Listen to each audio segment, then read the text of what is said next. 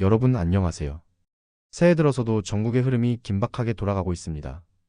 그런 가운데 대한민국 법체계의 최고 정점에 서 있는 헌법재판소가 수상한 점이 한두 가지가 아닙니다.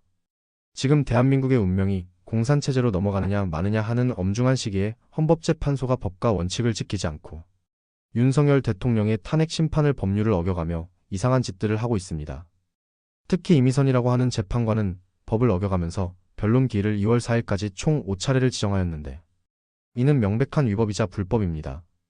일반 형사 사범을 재판하는 것도 아닌 일국의 대통령의 탄핵 심판을 하는 헌재가 오히려 법과 원칙대로 하지 않고 민주당과 내통하는 것이 아니냐는 의구심이 증폭되고 있는 상황입니다.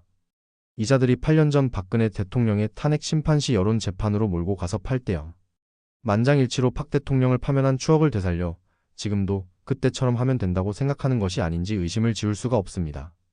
하지만 지금은 8년 전과는 전혀 다른 상황입니다. 이제는 국민들이 더 이상 속지 않고 있으며 대통령의 지지율 또한 40%를 돌파하고 있는 상황입니다. 더군다나 윤석열 대통령이 끝까지 싸우겠다고 하고 있는 상황이며 국민들 또한 깨어나고 있고 더 이상 좌파 언론의 거짓 선동에 놀아나지 않고 있습니다. 더욱 고무적인 것은 2030 젊은 세대들이 깨어나고 있고 전라도의 애국 우파 여러분들이 각성을 하기 시작했습니다. 절대로 헌재나 민주당이 짜놓은 시나리오대로 흘러가지 않을 것입니다. 공수처의 윤 대통령의 체포는 거의 실패로 돌아간 상황입니다.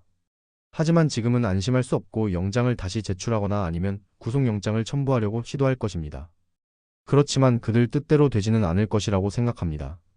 지금 좌파 언론과 민주당이 서두르는 이유는 크게 두 가지라고 생각합니다. 하나는 좌파의 우두머리 이재명의 재판들이 얼마 남지 않아서 시간이 없다 보니 빨리 서둘러서 탄핵 심판을 하고 헌재와 짜고서 인용하여 대통령을 파면하려는 수작입니다.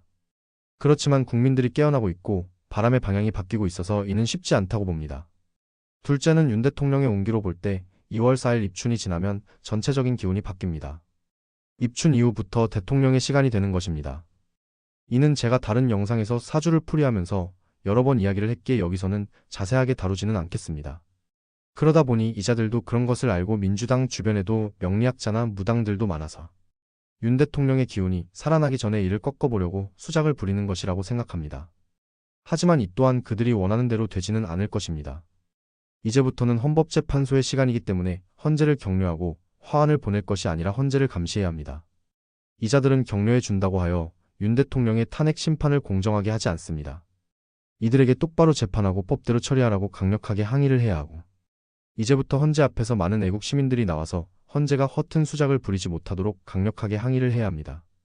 더군다나 이미선이라는 자는 헌법재판관이 될 수 없는 자가 된 것도 모자라 편파적으로 재판을 진행하고 있어서 공정성이 완전히 훼손되어 이자는 파면과 사퇴를 요구해야 한다고 생각합니다.